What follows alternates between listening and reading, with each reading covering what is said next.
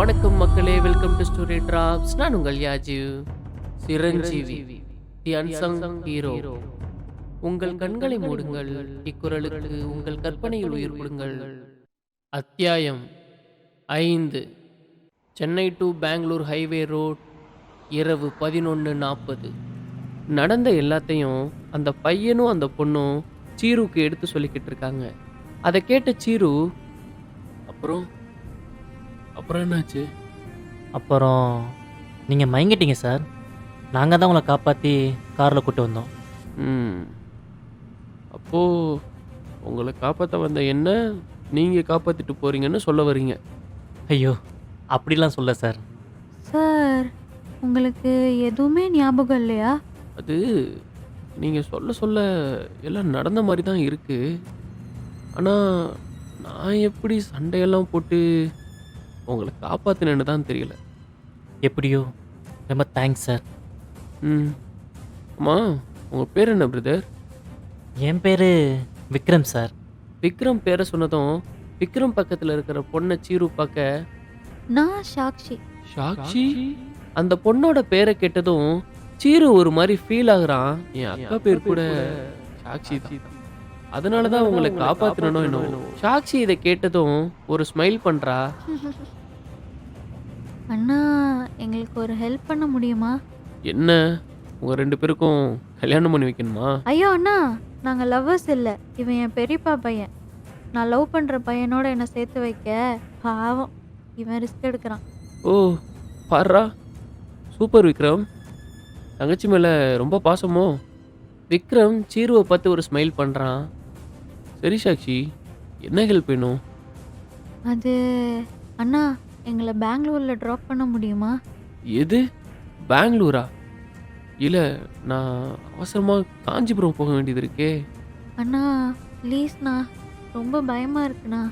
எப்போ என்ன நடக்கும்னே தெரியாமல் ரொம்ப பயமாக இருக்குது. நீங்கள் கொஞ்சம் கூட இருந்தால் எங்களுக்கு கொஞ்சம் தைரியமாக இருக்கும். ப்ளீஸ்ண்ணா. கொஞ்ச நேரம் யோசிச்ச சீரு, சரி ஓகே பண்ணுறேன். விக்ரம், அதோ அந்த மோட்டலில் காரை ஸ்டாப் பண்ணுங்க. ஏதாவது சாப்பிட்டுட்டு அப்புறமா கிளம்பலாம். சீருவோட கார் அந்த மோட்டலுக்கு வருது.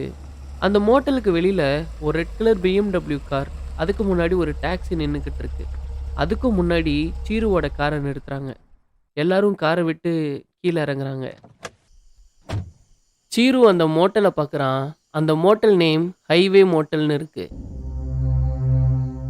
சீரு அவனோட காருக்கு முன்னாடி வந்து காருக்கு ஏற்பட்டிருக்கிற டேமேஜஸ் எல்லாம் பார்த்துக்கிட்டு இருக்கான். அதே நேரம் அவன் மனசுக்குள்ள ஏகப்பட்ட குழப்பங்களும் கேள்விகளும் ஓடிக்கிட்டு இருக்கு. இங்கே என்ன நடக்குதுன்னு எனக்கு ஒன்றுமே புரியல. நான் ஏன் இவங்கள சண்டை போட்டு காப்பாற்றினேன்? எனக்கு வந்து அந்த விஷுவல்ஸ்லாம் என்னது? என் விஷுவலில் வந்த அந்த பொண்ணு யாரு? காஞ்சிபுரம் போக வேண்டியன்னா அந்த ஜோசியர் சொன்ன மாதிரி இப்போ வடக்கு திசையை நோக்கி பெங்களூர் போக போகிறேன். இங்கே என்ன நடக்குதுன்னே தெரியலையே. சார், ஆ? என்னாச்சு சார்? இல்லை, ஒன்றும் இல்லை. அண்ணா, நீங்கள் ஓகே தானே? யா ஐ எம் ஓகே. சரி வாங்க உள்ளே போகலாம். சீரு, விக்ரம், சாக்ஷி 3 பேரும் மோட்டலுக்குள்ளே போகிறாங்க. அப்போ அங்கே வெளியில் ராஜேஷ் வரான். ராஜேஷ் கூட அந்த பொண்ணும் வருது. ராஜேஷ்க்கு ஃபோன் அடிச்சுக்கிட்டே இருக்க ராஜேஷ் அந்த ஃபோனை எடுத்து பார்த்துட்டு அந்த பொண்ணுக்கிட்ட, ஸ்வீட்டி, உன் தம்பி சிராஜ் கால் பண்ணிட்டே இருக்கான்டா. ராஜேஷ், கால் அட்டன் பண்ணாத. என்ன ஸ்வீட்டி, நீ பயப்பட போகிறாங்க? ராஜேஷ், போய் கார் எடுத்துகிட்டு வா. மார்னிங்குள்ளே பெங்களூர் போயாகணும். சரி ஓகே. ராஜேஷ் போய் காரை ஸ்டார்ட் பண்ணுறான். ஆனால் அந்த கார் ஸ்டார்ட் ஆக மாட்டுது. மறுபடி ஸ்டார்ட் பண்ண ட்ரை பண்ணியும் அந்த கார் ஸ்டார்ட் ஆக மாட்டுது. Sweetie, sweetie. ராஜேஷ் அந்த பொண்ணை கூப்பிட அந்த பொண்ணு கார் கிட்ட வரா. ஸ்வீட்டி, கார் ஸ்டார்ட் ஆகலடா. ஏன், என்னாச்சு? How do I know sweetie? நான் மெக்கானிக்கா. ஓ மை காட், இது வேறையா? ராஜேஷ் காரை விட்டு கீழே இறங்குறான். ஸ்வீட்டி, கார் ஸ்டார்ட் ஆகும்னு தோணல. அண்ட் எனக்கு என்னமோ சைனே சரியில்லையோன்னு தோணுது. என்ன சைன்? என்ன சொல்ல வர? திரும்ப வீட்டுக்கே போயிடலாம் ஸ்வீட்டி. எனக்கு என்னமோ இந்த புக்கு, புதையல், அப்புறம் அது என்னது வாட்ச் தட் மகதபுர ராஜ்யம், இதெல்லாம் இருக்கும்னு தோணலை. இருந்தாலும் நம்மளால் அதை கண்டுபிடிக்க முடியணும்னு தோணலை. உங்கள் தாத்தா அப்பாவாலே முடியாததை நம்மளால் எப்படி கண்டுபிடிக்க முடியும்? சொல்லு, சொல்கிறத கேளு ஸ்வீட்டி, வா போயிடலாம். ராஜேஷ் சொன்னதெல்லாம் பொறுமையா கேட்ட அந்த பொண்ணு, சரி ராஜேஷ், நீ கிளம்பு. வாட்? நான் மட்டுமா? ஸ்வீட்டி வா, நம்ம 2 பேரும் கிளம்பிடலாம். You don't have any rights to stop me. நான் போக தான் போகிறேன். ஆனால் எப்படி? எப்படியோ உனக்கு தானே பயமாக இருக்கு. ஸோ நீ கிளம்பு, நான் வரல. ஆ சரி, ஓகே. பக்கத்தில் ஏதாவது ஹோட்டலில் ஸ்டே பண்ணிவிட்டு மார்னிங் காரை ரெடி பண்ணிட்டு கிளம்பிடலாம். Okay? Not okay. I need to go now. So நீ கிளம்பு, நான் பார்த்துக்கிறேன். அண்ட் இதுக்கப்புறம் என் மூஞ்சிலே முழிச்சிடாத. அப்படி அந்த பொண்ணு கோவமா சொல்லிட்டு மோட்டலுக்குள்ள போக உள்ள வந்து ஒரு டேபிள்ல உட்கார்றா. அவங்களுக்கு பக்கத்து டேபிள்ல சீரு, விக்ரம், சாக்ஷி 3 பேரும் பேசிக்கிட்டு இருக்காங்க. ஆமா சாக்ஷி, எதுக்காக நீங்க பெங்களூர் போகணும்? அது வந்து நான் லவ் பண்ணுற பையன் பெங்களூரில் தான் இருக்கான். திடீர்னு எங்கள் லவ் மேட்ரு வீட்டுக்கு தெரிஞ்சிருச்சா, ஸோ வீட்டை விட்டு போயிடலான்னு முடிவு பண்ணேன். தனியாக போக பயமாக இருந்தனால விக்ரமை கூட கூட்டிகிட்டு வந்தேன். நாங்கள் கிளம்புற விஷயம் வீட்டுக்கு தெரிஞ்சு எங்களை துரத்த ஆரம்பிச்சிட்டானுங்க. ம், சரி, நீ வீட்டை விட்டு கிளம்பிட்டேன்னு உன் பாய் ஃப்ரெண்டுக்கு தெரியுமா? இல்லைண்ணா, தெரிஞ்சால் ரொம்ப பயந்துருவான், பாவம். ஓ, ஸோ நீ சர்ப்ரைஸாக முன்னாடி போய் நிற்க போற, அவன் ஷாக் ஆக போகிறான், அப்படி தானே? ஹிஹி, ஆமாண்ணா. ம், சூப்பர். சரி, சார் பேர் என்ன? ஆஷிப் ராஜா. இவங்க 3 பேரும் மோட்டல்ல உட்காந்து பேசிக்கிட்டு இருக்க, அப்படியே வெளியில ராஜேஷ் என்ன பண்றது ஏது பண்றதுன்னே தெரியாம முழிச்சுக்கிட்டு நிக்கிறான். அப்ப அந்த நேரம் அந்த கால் டாக்ஸி எடுக்கிறதுக்காக அங்க பவன் கல்யாண் வரான். இபுல்லா நீ பேரு லவ்லு கறி போக்கே சப்பல்ல துள்ளு சாம்புண்டுல்லா உண்ணாவே புல்லு ஊரிஞ்சிக்கே மல்லு மல்லு பா தலைவன் பட்ட வேற லெவலு. பவன் அப்படி பவன் கல்யாண் சாங்க பாடிக்கிட்டே வர, அப்ப அங்க நிக்கிற சீருவோட காரை பாக்குறான். டொப்பரா என்னடா கருது கார்ல காவாசியை காணோம், கதவை திறக்காமலே கார் உள்ள போயிடலாம் போலயே. பவன் சீருவோட காரை தாண்டி அவனோட காருக்கு வரான். காருக்குள்ள ஏறி உக்காடுறான். கார்ல உட்காந்தபடி மோட்டலுக்குள்ள இருக்கிற அந்த பொண்ணை பாக்குறான். பாப்பாவை பார்க்கும் போதெல்லாம் மன வருத்தம் ஆகுதே.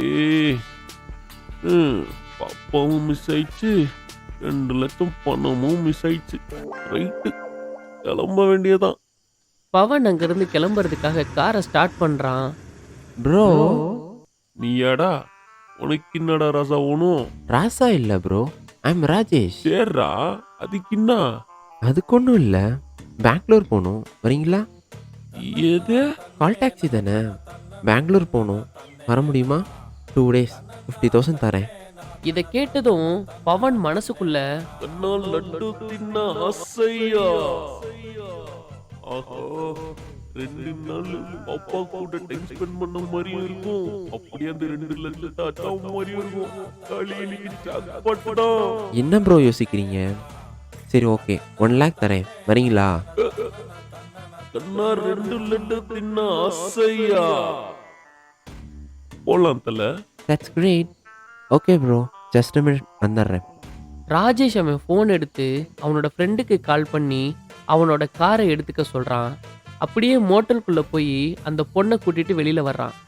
2 பேரும் BMW கார்ல இருக்கிற லக்கேஜஸ் எடுத்துட்டு பவன் காருக்கு வராங்க. பவன் அவனோட கார் டோரை ஓபன் பண்ணி விட்டுட்டு, உள்ளே இருங்க ஸ்வீட்டி மேடம். அந்த பொண்ணு கார்ல ஏறிட்டு சொடக்கு போட்டு பவனை கூப்பிடுறா.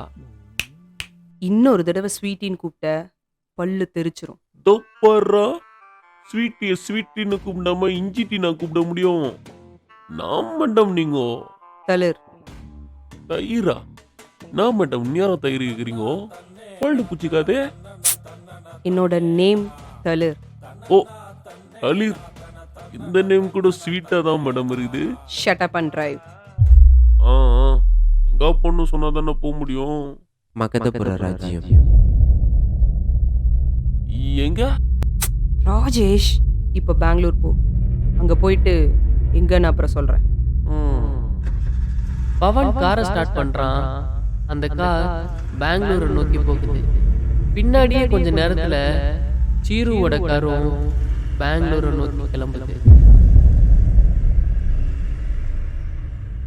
அத்தியாயம் 6. மகதபுர ராஜ்யம். இரவு 11:55. இருள் சூழ்ந்த வறண்ட இடம். கடல் வத்தி பாலைவனமா ஒரு பக்கம், மறுபக்கம் ஒரு பெரிய நுழைவாயில். அதுக்குள்ள காஞ்ச மரங்களும் இடிஞ்ச கோட்டைகளும், எங்க பார்த்தாலும் மனித சிலைகள். ஒவ்வொரு சிலைக்கும் ஏதோ ஒரு அர்த்தம்.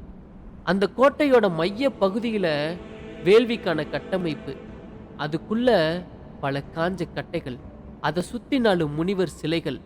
அந்த கோட்டையோட உச்சியில ஒரு பெரிய மணல் கடிகாரம்.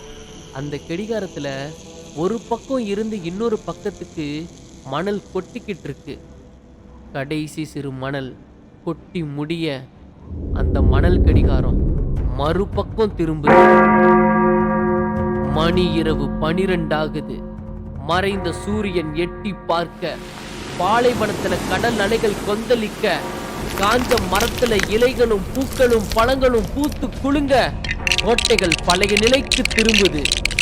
இருந்தாலும் அந்த ராஜ்யம் இன்னமும் இருள தான் மூழ்கி கிடக்கு. சூரிய ஒளி அந்த ராஜ்யத்து மேல விழ மறுக்குது.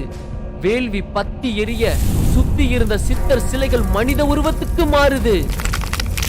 அந்த சித்தர்களில் ஒருவர்தான் காங்கேரா. அவன் வரப்போகிறான். நம்மை இந்த சாபத்தில் இருந்து விடுவிக்க மீண்டும் அவன் இங்கு வரப்போகிறான்.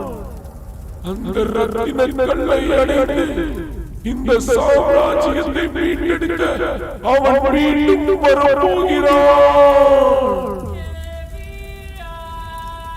வீரலோக மன்னன், வாரி வழங்கும் கர்ணன், வீரையூறு எண்ணிக்கை கொண்ட அரபிய படை ஒற்றையாளை கொன்று வெற்றியை ஈண்டவன்.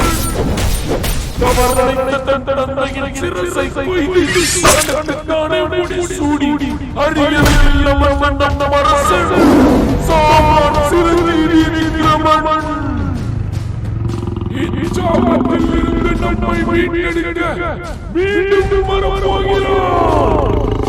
1000 ஆண்டுகளுக்கு பின் மீண்டும் வரப்போகிறான்.